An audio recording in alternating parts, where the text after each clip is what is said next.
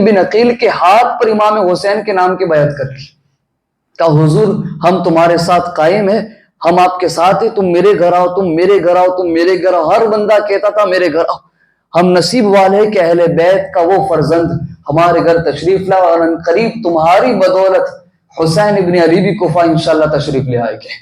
یہ خوشی میں تھے. مسلم بن عقیل نے جب دیکھا کہ اتنے پیارے لوگ ہیں, اتنی محبت رکھنے والے لوگ ہیں, تو ہو سکتا ہے کہ ان کے ساتھ مل کر ہم اس یزید پلید کے ساتھ بات کر کے اس معاملے کو ہٹا کر رسول اللہ کے دین کو آسانی کے ساتھ کمپلیٹ کر. کسی کو جنگ کرنے کا کسی کے ذہن و دماغ میں بھی نہیں تھا, بلکہ امام حسین نے تو مدینہ سے نکلے بھی نہ جنگ کے لیے تھے, بس اسی نیت سے نکلے تھے کہ کسی نہ کسی طرح یہ پورا معاملہ سلٹ جائے اور رسول اللہ کا دین اسی طرح چلتا رہے جس طرح ابو بکر, عمر, عثمان, علی اور حسن کے دور میں چلتا ہے, اسی طرح چلتا رہے. اور اسی طرح امام حسین رضی اللہ تعالیٰ عنہ نکلے تھے. مسلم بن عقیل نے جب یہ دیکھا, دوسرے دن آپ نے خط لکھا کہ بھائی حسین ابن علی, ہم نے یہاں کا محاصرہ کیا, ہم نے یہاں پر دیکھا لوگ بڑی محبت کرتے ہیں, لوگ چاہتے کہ ہم آئے, اور یہ بڑے محبت اہل بیت میں گونجنے والے لوگ ہیں. حضور آپ تشریف لے آئے, سب کو لے کر چلے آئے. ہو سکتا ہے کہ مقدر میں ہمیں یہیں پر لانا تھا کہ ہمارے چاچا علی اور آپ کے والد علی ابن ابی طالب نے جہاں بیٹھ کر خلافت کو انجام دیا, ہو سکتا ہے کہ وہیں پر رہ کر حسین تمہیں بھی وہیں بیٹھ کر رسول اللہ کے دین کی حفاظت کا موقع ملے.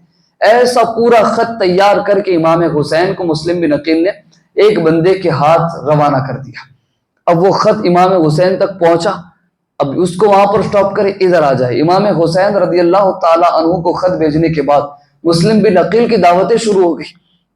کوئی کہتا حضور میرے شام کو کسی کے یہاں, صبح میں کسی کے یہاں, شام کو کسی کے یہاں, صبح میں کسی کے یہاں. ایسا اتنا پیارا انجام, اتنا پیارا جو ہے وہ ماحول بن چکا تھا. مسلم بن عقیل بڑے خوش ہے. اب وہاں پر ایک شخص تھا جو خفیہ طور پر جو ہے وہ یزیدی تھا, خفیہ طور پر یزید کو پروٹیکٹ کرتا تھا, یزید کے ساتھ رہتا تھا, یزید کے یہاں پر دیکھ ریکھ رکھتا تھا. اب اس وقت جب سارا ماحول دیکھا کہ لوگ بڑی دعوتیں کر رہے ہیں, اہل بیت کے نام پر جمع ہو کر علیہ اعلان کہہ رہے کہ ہم حسین کے ساتھ یزید کی مخالفت کریں گے, تو اس وقت جو ہے وہ کوفہ کے گورنر نعمان ابن بشیر رضی اللہ تعالی عنہ نے مسجد میں سب کو جمع کر کر خطاب دیا اور سب کو کہا کہ جذبات میں مت آؤ, بھولنا مت کہ معاویہ رضی اللہ تعالیٰ عنہ کی ذہنیت, ان کے سوچنے کا طریقہ اور ان کا نیچر بالکل الگ تھا. وہ صحابی رسول تھے اور وہ نرم مزاج تھے, لیکن ان کا بیٹا یزید کو ان کی طرح مت سمجھنا. یہ فساق, فجار اور دولت کے لیے, مال کے لیے, تخت کے لیے اگر ہو سکے تو اپنے گھر والوں کا بھی قتل کر دے. اس کے اوپر یہ مت رہنا.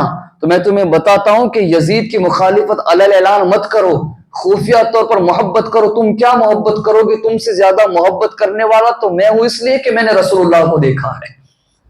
تم لوگ اس طرح جذبات میں مت آؤ. یہ کہا نعمان ابن بشیر نے.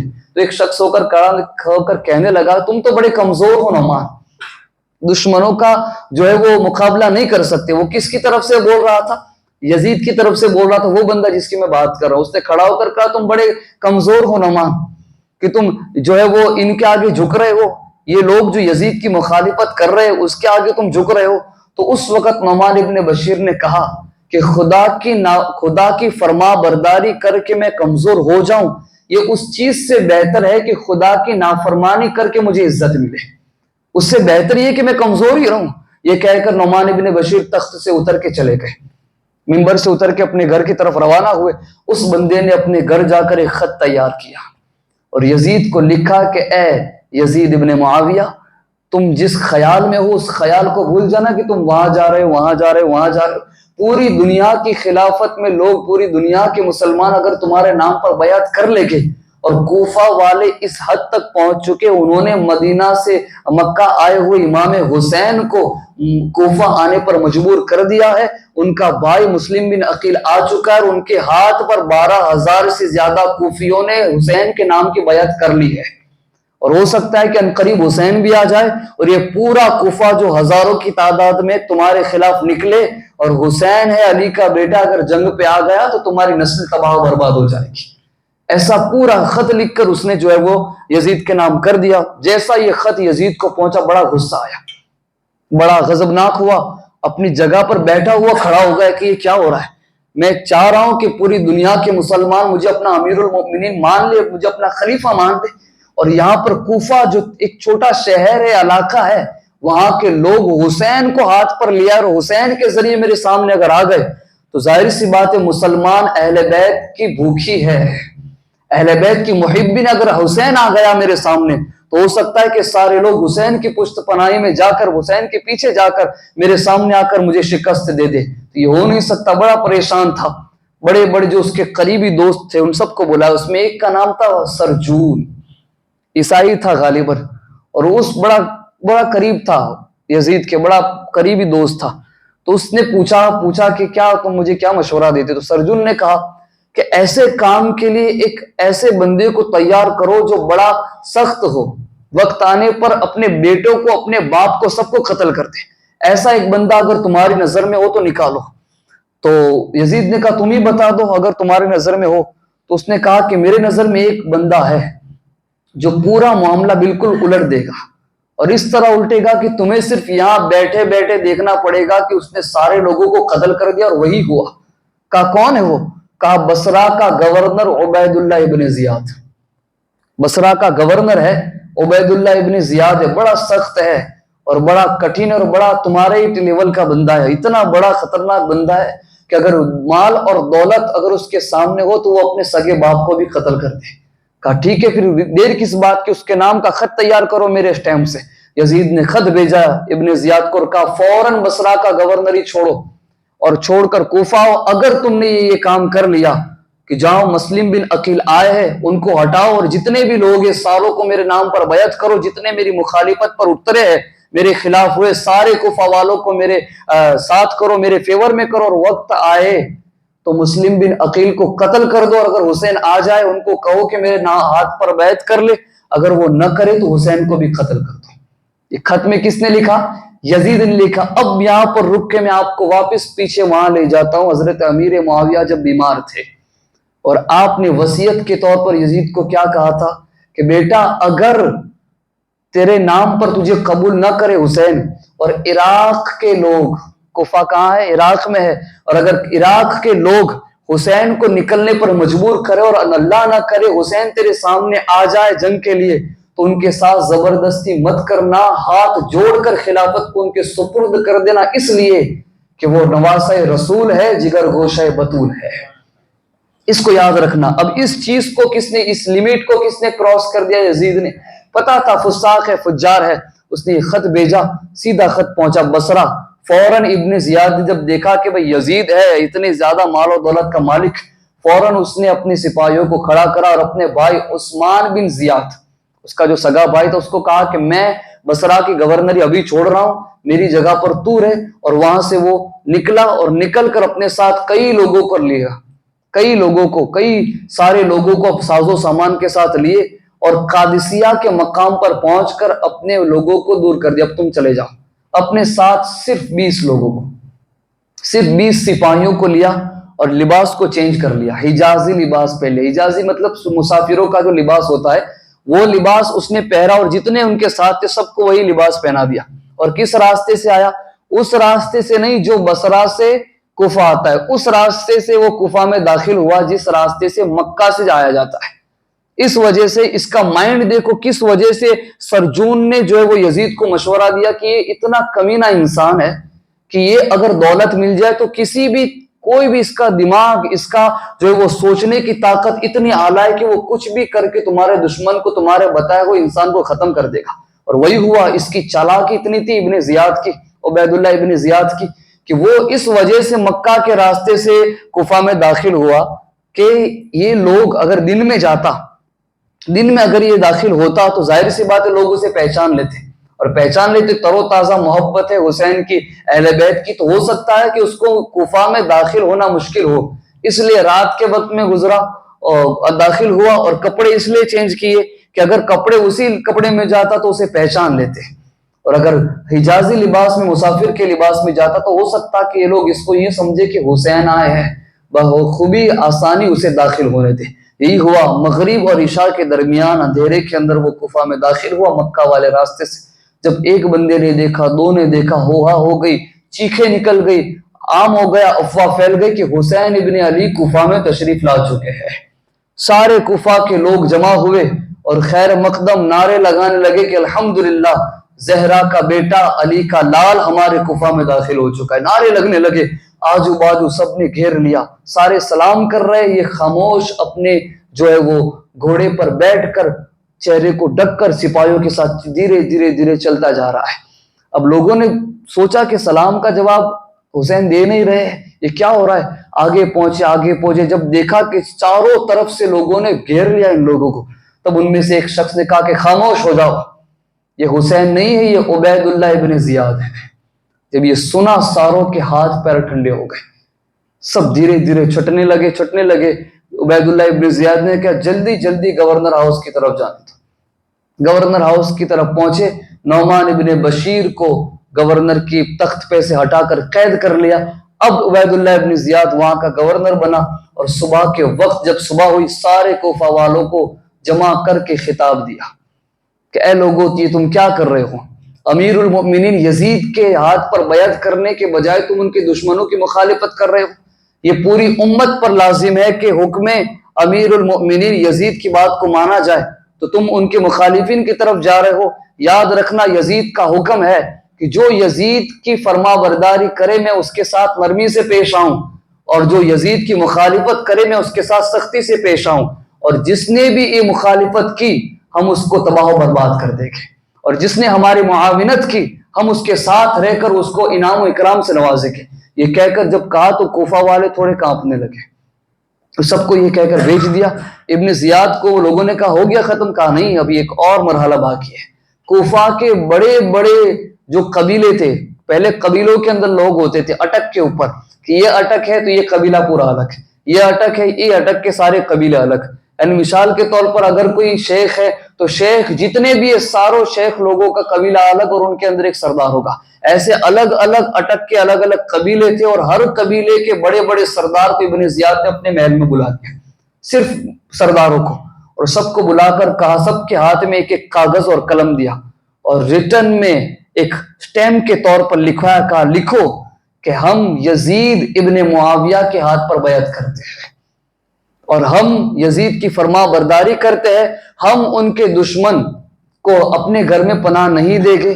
لکھو، سب لکھ رہے ہیں، کیونکہ ابن زیاد کے سامنے بیٹھے اور یزید کا حکم تھا، اور ہم اپنے گھر میں یزید کے دشمن کو، ان کی مخالفت کرنے والوں کو جگہ نہیں دیں گے۔ اور پھر ابن زیاد نے کہا کہ اگر تم اس کی مخالفت کرتے ہو، اور جس کے گھر کے اندر مسلم بن عقیل مل گئے، اس کے ہی گھر کے اندر اس کو مار کے لٹکا دیا جائے گا، اور اس کے گھر والوں کو، اس کی بیویوں کو تباہ و برباد کر دیا جائے گا، اس کی مال دولت کو چھین لیا جائے گا۔ سارے پریشان، سب نے لکھ کر سب کچھ دے دیا۔ اب یہ لوگ نکل گئے، بات باہر ہو گئی، سب کو پتا چل گیا کہ ابن زیاد آ چکا ہے یزید کی طرف سے، اور لکھ کے سب لکھوا کر سب کے پاس سے لے گیا، جس کے گھر میں مسلم بن عقیل ملے گے وہ ان کو ختم کر دے گا، قتل کر کے اسی کے گھر کے دہلیز میں اس کا سر لٹکا دیا جائے گا۔ اب وہ لوگ جنہوں نے بلایا تھا خط لکھ لکھ کر، وہ سارے لوگ مسلم بن عقیل کو گھر میں نہ رکھنے کے لیے بچ رہے ہیں، اپنے گھروں کو بند کیا۔ جب پتا چلا تو حضرت مسلم بن عقیل جس کے گھر میں رکے تھے، وہاں سے آپ نے کہا میں آپ کے گھر میں نہیں رکوں گا، میں وہاں سے نکل جا۔ آپ وہاں سے نکل کے پہنچے ہانی بن عروہ، اس نام کو بھی یاد رکھنا، ہانی بن عروہ کے یہاں پہنچے۔ جب ہانی بن عروہ کے یہاں پہنچے تو آپ نے کہا حضور آئیے، ہم تو قسمت والے ہیں کہ زہرا کا گھرانہ ہمارے گھر میں آیا ہوا ہے۔ ہر کوئی مخالف نہیں تھا، کچھ تھے محب اہل بیت جنہوں نے محبت کے اندر اتنے ثابت قدم رہے کہ موت کو قبول کیا، لیکن زہرا کے لال کی بے حرمتی کو قبول نہیں کیا۔ رسول اللہ کے نواسوں کو تکلیف دینا انہوں نے پسند نہیں کیا۔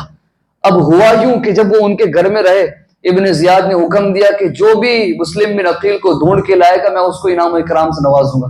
پورے کوفہ کے اندر مسلم بن عقیل کو گھروں گھر تلاشا گیا، گھروں گھر تلاش کیا گیا، لیکن کہیں بھی مسلم بن عقیل ملے نہیں، اس لیے کہ ہانی بن عروہ نے اپنے گھر کے الگ سیپریٹ روم کے اندر ان کو چھپا کے رکھا تھا، اور مخصوص لوگوں کو پتا تھا، کچھ چند ذمہ دار اور معتمد اور بھروسے مند لوگوں کو ہانی بن عروہ نے بتایا تھا کہ مسلم بن عقیل میرے پاس ہے، جو محب اہل بیت تھے، ان کے گھر والے، ان کے قبیلے والے تھے۔ اب مسلم بن عقیل کی تلاش کے اندر ایک شامی ایک غلام تھا، ایک غلام کو ابن زیاد نے کہا تو جا خفیہ طور پر، اتنا چالاک تھا وہ، اسی کے 20 لوگوں میں سے ایک غلام تھا، اس کو کہا تو جا، اس کو 3000 درہم دیے، کہا یہ 3000 درہم جا کے لے، یہ تیرا تحفہ ابھی کے لیے ہے، اگر تو ڈھونڈ کے لیا ہے، تیری چالاکی بڑی مشہور ہے کہ تو بڑا چالاک ہے، بڑے داؤ پیچ کھیلتا ہے، یہ تو صرف سٹارٹنگ ہے، اگر ڈھونڈ کے لیا ہے مسلم بن عقیل کو تو میں تجھے اس سے زیادہ دوں گا۔ کس نے کہا؟ ابن زیاد نے کہا۔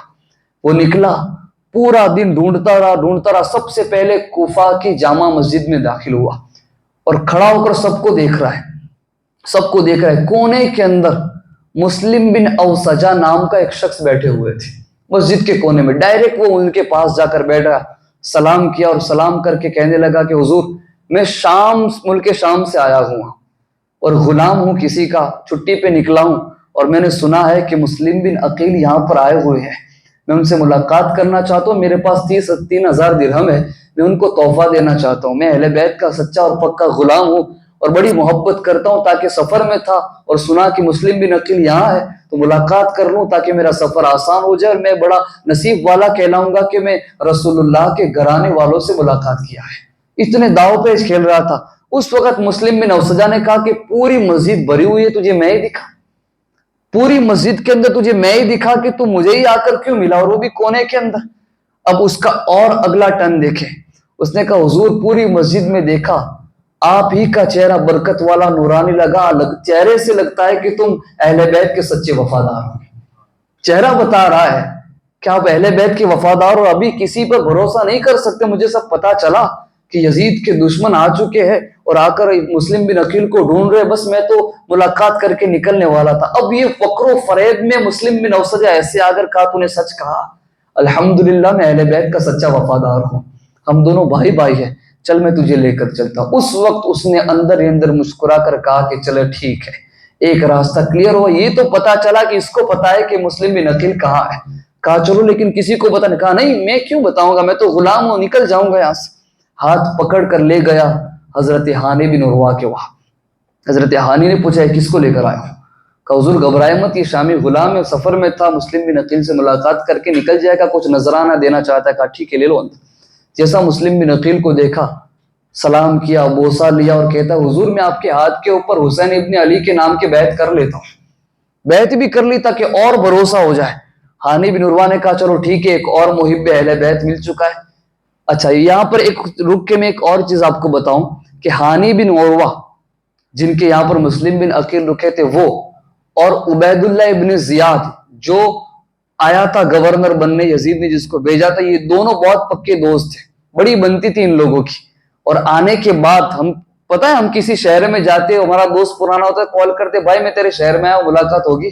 تو اس طرح ابن زیاد نے کئی مرتبہ خط کے ذریعے، غلاموں کے ذریعے ہانی کے گھر بھیجوایا کہ بھائی ملنے تو آ، تیرا دوست آیا ہوا ہے۔ لیکن اس کو پتا تھا، ہانی بن عروہ کو پتا تھا کہ یہ کس لیے آیا، اور یہ تلاش مسلم بن عقیل جاری کر رہا ہے، تو کسی نہ کسی بیماری کے بہانے سے آپ ابھی تک اس کو ملنے کے لیے گئے نہ ہی اس کو دیکھا تھا۔ اب ہانی بن عروہ کے یہاں تھا، اب وہ جو غلام تھا جو آیا ہوا تھا، اب اس کا کام یہ نہیں تھا، ہاتھ پہ بیعت کر لی، رویا، ہاتھ چومے، 3000 درہم بھی دے دیے، کہا حضور قبول کرے۔ اب روزانہ وہی رہتا تھا، صبح سے لے کر دیر رات تک روزانہ رہتا تھا۔ کس لیے کہ کیا بات ہو رہی ہے، کون آ رہا ہے، ہر چیز کو ڈیپلی وہ دیکھ رہا تھا، یوں سمجھ لو کہ سٹنگ آپریشن کر رہا تھا، بیٹھا بیٹھا ہر کسی کو دیکھ رہا ہے، سب کچھ نالج لے رہا ہے۔ اب جیسا پورا دن جو بھی ہوا، شام کو جا کر ساری چیز ہو بہو رپورٹ کر رہا تھا ابن زیاد کو، کون کون آ رہا ہے، کون کون اس میں شامل ہے۔ وقت جب پتا چلا آخر میں ابن زیاد کو کہ مسلم بن عقیل کو پناہ دینے والا کوئی اور نہیں، انہی کا دوست ہانی بن عروہ ہے، بڑی تکلیف ہوئی۔ اب کہا خط کے ذریعے کہ اب ابن زیاد ملنا ہی چاہتا ہے، تم ابھی کے ابھی بلا رہے۔ ہانی بن عروہ کو پتا نہیں تھا کہ اس کو پتا چل گیا ہے، خوشی خوشی پہنچ گئے، چلو ٹھیک ہے کوئی اور بہانہ بنا لوں گا۔ جیسا وہاں پر پہنچے، دوست کو دیکھ کر مسکرائے اور سلام کیا، السلام علیکم ورحمۃ اللہ وبرکاتہ، لیکن ابن زیاد نے جواب نہیں دیا، خاموشی سے بیٹھا ہوا ہے، چہرہ جھکا کے غصے کے اندر، پورا مجمع خاموش ہے۔ اب وہ تھوڑی دیر تک سائیڈ پہ کھڑے رہے، کوئی جواب نہیں ملا۔ کہا بھائی کیوں پریشان ہو، کیوں مجھ سے غصہ ہو، اتنے دن سے تم سے ملاقات نہیں کی، اس لیے میں بیمار تھا، میں مصروف تھا، اس لیے تمہارے پاس نہیں آ سکا۔ کہا باتیں مت پلٹاؤ، یہ کیا کر رہے ہو، امیر المؤمنین کی مخالفت کر رہے ہو، ان کے دشمنوں کے اپنے گھروں کے اندر پال رہے ہو. تم کیا چاہتے ہو؟ آپ اندر ہی اندر ہتھیاروں کو اکٹھا کر کر کوفہ کے لوگوں کو اندر ہی اندر اپنے قریب کر کے ہمارے سامنے ایک اور فوج کھڑی کر رہے ہو، امیر المؤمنین کی مخالفت کر رہے ہو. یہ کیا کر رہے ہو؟ یزید امیر المؤمنین ہے اور ان کے ہاتھ پر بیعت کرنا ہم سب پہ لازم ہے، تم کیا کر رہے ہو؟ ہانی بن عروہ نے کہا یہ کیا بات کر رہے ہو؟ مسلم بن عقیل میرے گھر نہیں ہے، مجھے تو ابھی پتا چلا کہ مسلم بن عقیل کو تم ڈھونڈ رہے ہو، اور میں تو باہر گیا ہوا تھا. کہا نہیں، تمہارے وہاں. کہا نہیں، میرے یہاں نہیں. انکار کرتے گئے، وہ کہتا گیا تیرے یہاں. کہا میرے وہاں نہیں ہے. کہا رک جا. کونے میں سے اس غلام کو بلا کر کھڑا کر دیا. جیسا اس غلام کو کھڑا کیا، ہانی بن عروہ کی زبان خاموش، اس لیے کہ وہی شخص تھا جو پورا دن پوری رات ہانی بن عروہ کے گھر میں رہتا تھا مسلم بن عقیل کے ساتھ. اب وہاں پر بیٹھ کر انہوں نے قبول کیا، ہاں میرے یہیں پر ہے مسلم بن عقیل. کہا تو نے کیوں امان دی؟ کہا تو نے کیوں ان کو اپنے گھر میں رکھا؟ تو اس وقت ہانی بن عروہ نے کہا کہ میں نے نہیں کہا تھا مسلم بن عقیل کو کہ میرے گھر پہ آ، وہ خود آئے ہوئے تھے مہمان بن کر، اور ہمارا اصول ہے کہ اپنے گھر پہ آئے ہوئے مہمان کو ہم تب تک نہیں بھیجتے جب تک وہ نہ چلا جائے. ان کی عزت، ان کی خدمت کرنا ہم پر لازم ہے رسول اللہ کی تعلیم کے مطابق. میں ان کو کچھ نہیں کر سکا. کہا ٹھیک ہے، اب تم پریشان ہو تو میں ٹھیک ہے، مجھے اتنا وقت دو، میں جاؤں اور جا کر مسلم بن عقیل کو کہتا ہوں کہ میرے گھر سے آپ چلے جائیں، بس تب تو تم خوش ہو جاؤ گے. میں جا کے چلا جاتا ہوں. کہتا. کہا نہیں، اب میں یہ چاہتا ہوں کہ تم جا کے مسلم بن عقیل کو میرے پاس لے کے آؤ. ابن زیاد نے اسٹرکٹلی یہ کہہ دیا تمہیں جانا نہیں ہے، تم جاؤ تو صحیح لیکن مسلم بن عقیل کو میرے پاس لے کر آؤ. تو پھر ہانی بن عروہ نے کہا نہیں، میں اپنی آنکھوں کے سامنے اہل بیت کے چراغ کو قتل ہوتے نہیں دیکھ سکتا. میں تجھے اچھے سے جانتا ہوں کہ تم مال اور دولت کے لیے، دوستی تو بڑا دور کا رشتہ ہے، تو اپنے سگے باپ کو بھی قتل کر سکتا ہے. میں مسلم بن عقیل کو تیرے حوالے نہیں کروں گا. کہا اگر تو نہیں کرے گا تو میں تجھے قتل کر دوں گا. جب یہ کہا تو ہانی بن عروہ نے کہا کہ اگر تو مجھے قتل کرے گا تو یاد رکھنا تیرے بھی ارد گرد تلواریں چمکے گی. جب یہ للکارنے والا جواب دیا تو ابن زیاد کو غصہ آیا، اور غصہ آ کر اس نے ڈنڈا نکال کر ہانی بن عروہ کے چہرے پر مارنا شروع کر دیا. اتنا مارا روایتوں میں کہ آپ کا چہرہ اتنا زخمی ہوا کہ خون کی وجہ سے آپ کی پوری قمیض بھیگ چکی تھی، لوئی سے خون سے آپ کی پوری قمیض بھیگ چکی تھی. اور آپ نے حکم دیا کہ اس کو لے جا کر کمرے میں جا کر بند کر دو، وقت مناسب پر میں اس کو خود قتل کروں گا. اپنا دوست، سب سے پہلا رشتہ جو اس نے پامال کیا، دوستی کا رشتہ پامال کیا.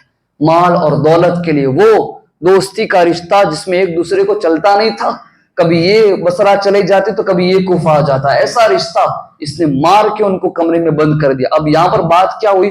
بات کوفہ کے اندر یہ مشہور ہو گئی کہ ہانی بن عروہ کو عبید اللہ ابن زیاد نے قتل کر دیا ہے. اب یہ جب پتا چلی تو ان کے چچا زاد بھائی، کن کے؟ ہانی بن عروہ کے چچا زاد بھائی، جو ایک قبیلے کے سردار تھے، اور ہانی بن عروہ بڑے مقام رکھنے والے، بڑے مال اور دولت والے اور سرداروں میں گناتے تھے، اس لیے ان کی حمایت میں ان کے بھائی کو جب پتا چلا تو جتنے بھی ان کے قبیلے والے تھے سارے قبیلے والوں کو لے کر وہ گورنر ہاؤس کے سامنے آ کر کھڑے ہو گئے اور للکارنے لگا کہ اے عبید اللہ ابن زیاد، تم نے کہا کہ مسلم بن عقیل کو اپنے پاس مت رکھو، ہم نے نہیں رکھا. تم نے کہا یزید کی پیروی کرو، ہم کر رہے ہیں، اس کے باوجود تم نے ہمارے سردار کو گرفتار کر کے قتل کر لیا اور میرے بھائی کو یہ کیا ہے. تو یاد رکھو ہم اپنے بھائی کے قتل کا بدلہ لیں گے اور تمہیں بھی قتل کریں گے، تمہارے ساتھیوں کو بھی قتل کریں گے. جب یہ بات اندر سنی یزید تھرانے لگا، ابن زیاد اندر تھرانے لگا کہ یہ کیا ہوگا، پورا کوفہ میرے سامنے پوری باجی پلٹ جائے گی. تب اس وقت کوفہ کے بڑے عزت دار جس کی ہر بندہ عزت کرتا تھا، قاضی شریح، وہ ہر بندہ کوفہ کا بچہ ان کی عزت کرتا تھا، بزرگ تھے. قاضی شریح جو کوفہ کے قاضی تھے وہ اسی دربار میں موجود تھے. تو عبید اللہ ابن زیاد نے ان کو باہر سے اندر بلایا اور کہا کہ تم خود آؤ اور دیکھو کہ ہانی زندہ ہے. ایک بندے کے ساتھ آپ کو جب بھیجا اوپر کمرے میں جا کر دیکھا تو حقیقت میں ہانی بن عروہ زندہ ہے، ہاں زخمی تھے. جب وہ اندر اکیلے گئے تو ہانی بن عروہ نے کہا دیکھیں میں آواز سن رہا ہوں، میرا بھائی کوفہ والوں، میرے قبیلے والوں کو لے کر آیا ہوا ہے. قاضی شریح بس ایک کام کرو قاضی صاحب، تم باہر جا کر میرے بھائی کو کہو کہ صرف 10 بندے بھی اگر اندر آ گئے تو میں صحیح سلامت باہر آ جاؤں گا. ہمارے ہاتھ میں ہر چیز آ جائے گی، اہل بیت ہمارے سامنے، اہل بیت ہماری شان ہے اور ہم ان کو بچا لیں گے. بس اتنا کہو میرے بھائی سے جا کر کہ 10 لوگوں کو صرف لے کے اندر آ جائے، ہم سب کچھ سنبھال لیں گے۔ کہا ٹھیک ہے میں وہی کروں گا، کیونکہ قاضی شریف بھی سچے فاطمہ زہرا کے لال کے غلام تھے، سچے اور پکے غلام تھے۔ لیکن میرے عزیزو جیسا ہوا باہر نکلے، عبید اللہ ابن زیاد اتنا ایکٹیو بندہ تھا، اتنا جو ہے وہ ہر چیز کو پھونک پھونک کے رکھتا تھا۔ جیسے قاضی شریعہ ان کو پتا تھا کہ قاضی شریعہ کون ہے، عبید اللہ ابن زیاد نے کہا رکو، اکیلے مت جاؤ باہر، تم نے گواہی لے لی، تم اکیلے آئے ہو، اب میں اپنے ساتھ اپنے ایک گواہ کو بھیجوں گا۔ اپنے ایک جاسوس کو ساتھ میں بھیجا اور جا کر کہا باہر، اور جا کر کہا کہ تم لوگ پریشان مت ہو، میں نے خود نے دیکھا ہے کہ ہانی بن عروہ زندہ ہے۔ آگے کی جو بات کہی تھی وہ بتائے، اس سے پہلے جاسوس بازو میں کھڑا تھا، اس لیے نہیں بتایا کہ اگر بتا دیتا جاسوس اندر جا کر کہہ دیتا، اگرچہ عبید اللہ بن زیاد اپنے آپ کو شکست کھانا پسند کرے گا لیکن اندر جتنے موجود سے سب کو قتل کر دے گا، لیکن اسی وجہ سے آپ نے نہیں بتایا، اتنا کہہ دیا کہ ہانی بن عروہ زندہ ہے۔ یہ خبر جب سنی سارے اپنے اپنے گھروں کو چلے گئے، چلے ٹھیک ہے ہمارا بھائی زندہ تو ہے، اور یہ بھی کہا کہ کچھ مصلحتوں کی بنا پر، کچھ وجوہات کی بنا پر، کچھ ایسی کام ہے جس کی وجہ سے عبید اللہ ابن زیاد نے ہانی کو اپنے پاس رکھا ہے، وہ صحیح سلامت ہے، اس کو کچھ نہیں ہوا ہے، تم اپنے گھروں کو چلے جاؤ۔ سارے اپنے اپنے گھروں کو پہنچ گئے۔ جیسے گھروں کو پہنچی، یہ بات مسلم بن عقیل کو پتہ چلی کہ سارا معاملہ اس طریقے سے ہوا ہے۔ امام مسلم بن عقیل اپنے مقام ہانی بن عروہ کے گھر سے نکلے، اور نکل کے سارے کوفہ والے جو ان کی حمایت میں تھے سب کو کہا کہ دیکھ لو، جنہوں نے تمہارے ہاتھ پر یزید کے بیعت لینا چاہا، جنہوں نے کہا کہ یزید کی فرما برداری کرو، انہی نے تمہارے سردار ہانی بن عروہ اور ہمارے محبین، ہمارے غلام کو قید کر لیا ہے۔ ابھی بھی تم ان لوگوں کی مکر و فریب میں ہو۔ یاد رکھنا ان لوگوں کو مال اور دولت کی ضرورت ہے، یہ لوگ صرف تخت اور سلطانیت کی، سلطنت کے بھوکے ہیں۔ جب ان کے ہاتھ میں سلطنت آ گئی وہ تم کو پوچھنے تک نہیں رہے گا۔ اہل بیت وہ چیز ہے کہ یہاں بھی تمہاری معاونت کرے گے، کل بروز حشر بھی اپنے نانا کی بارگاہ میں کہے گی حضور یہ وہ غلام ہے جو ہمیشہ ہماری حفاظت میں کھڑے رہے تھے۔ یاد رکھنا اہل بیت کی غلامی تمہیں دنیا میں فائدہ دے یا نہ دے، حشر میں تمہارے سروں پر عزتوں کے تاج سجانے والی ہے۔ یہ جب کہا تو پھر ان کے دل میں ذوق پیدا ہوا۔ روایتیں میں بیان ہوا ہے کہ مسلم بن عقیل کی یہ تقریر کے بعد 40,000 کوفہ والے وہاں پر جمع ہو گئے، 40,000 سارے وہاں پر پہنچے، پورے گورنر ہاؤس کو کور کر لیا، پورے گورنر ہاؤس کو کور کر لیا۔